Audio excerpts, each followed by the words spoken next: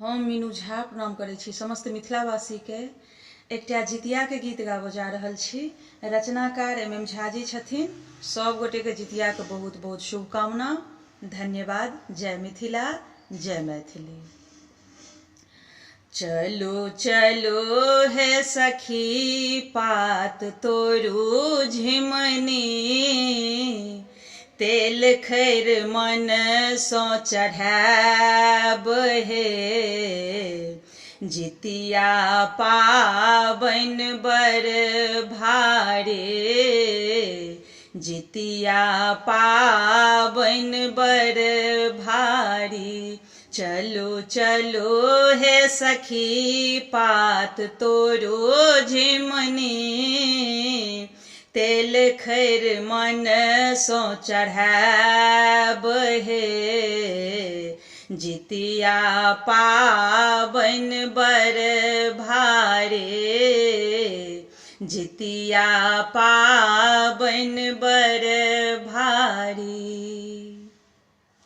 पोखरिक घाट पर पाकरिक गाछ तर, पूजा करब विशेष हे सखिया, पूजा करब विशेष।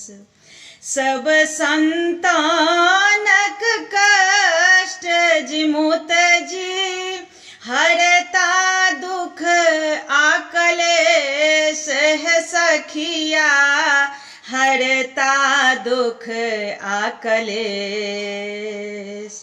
चूड़ा आनू हे सखी, दही आनू हे सखे, पितरन मन सो खुआब हे।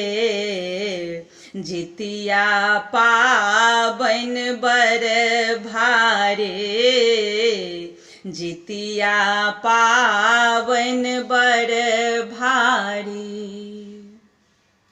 तीन साँझ निर्जला उपासल, सुमिरब हम भगवान गे सखिया, जितवाहन भगवान के।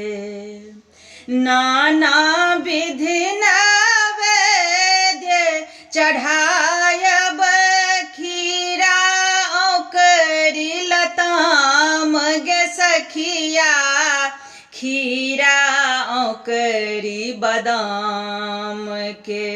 फल आनू हे सखी, फूल आनू हे सखे, धूप दीप आरती घुमाब हे।